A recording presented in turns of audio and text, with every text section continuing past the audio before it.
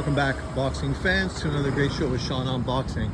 Isn't it funny that Junto Nakatani is now getting attention as a pound-for-pound top fighter? A guy who's being discussed as a potential opponent for the monster, Inoue, a top 3 pound-for-pound fighter. Yet now he's being criticized because of his competition.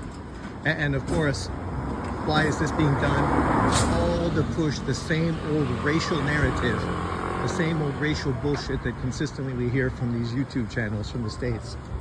The irony is this is all the cap for fucking Tank Davis, a guy who literally is 4 years older than Junto Nakatani, a guy who, unlike Junto Nakatani, has never become an official 3-weight world champion, a guy who, unlike Junto Nakatani, doesn't look like he's going to be fighting a unification fight anytime soon, whereas Junto's probably going to be fighting a unification fight before the end of 2024.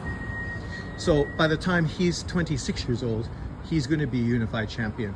Tank Davis is almost 30 and has not yet become a unified champion.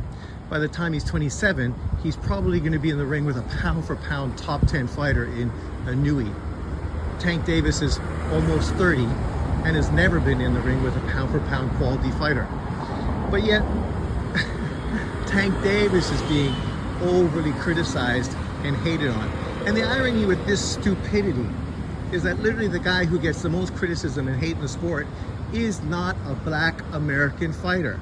It's fucking Canelo Alvarez, the most accomplished fighter, the fighter with the best resume in boxing, the guy who's faced several pound-for-pound top 10 caliber fighters in his career, yet he is the most heavily scrutinized, criticized, and judged fighter in boxing today, right? But of course, let's make this into a race thing, all to cap for black American fighters who are fucking being criticized because they're not doing what other top fighters are doing. They're not going for undisputed. I mean, sure, we praise Devin Haney for going for undisputed. That's Devin Haney. Nobody hates on Bud Crawford except for black American boxing fans, Errol Spence fanboys, right? Otherwise, people respect and have Crawford as one of the best fighters in the sport today. But still, we gotta push this narrative, this racial bullshit, right? The hate on Junto Nakatani because now, as a 26-year-old fighter, 3-weight division champion, he's being criticized. Yet, let's compare him directly to Shakur Stevenson, right? Shakur Stevenson and Junto Nakatani are both very similar fighters, about the same age.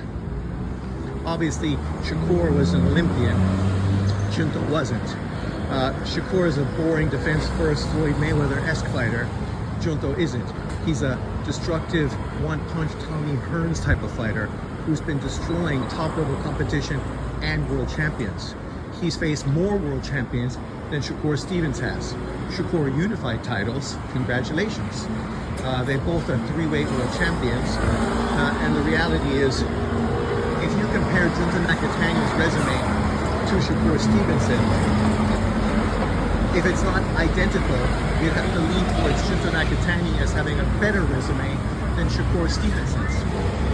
But still, we have this narrative coming from some people, from the American YTBC crew, who ever see a non-black fighter get any kind of credit have to go out of their way to shit on it. Because Junto's last opponent is a Thai fighter with a bad resume. But what they're not talking about is the fact that this was the WBC mandated opponent. And the problem with the sanctioning bodies are these mandated opponents, the same way that William Skull was somehow the IBF mandatory for Canelo Alvarez. And instead of fighting him, Canelo didn't fight him and of course was stripped of the IBF title. Also, he can have some unknown Cuban fighter that lives in Germany, fights in Europe, who nobody's ever watched fight before, with a boring defense-first style that nobody wants to watch. Somehow he's the guy that's been elevated to the IBF mandatory. This happens all the time, right?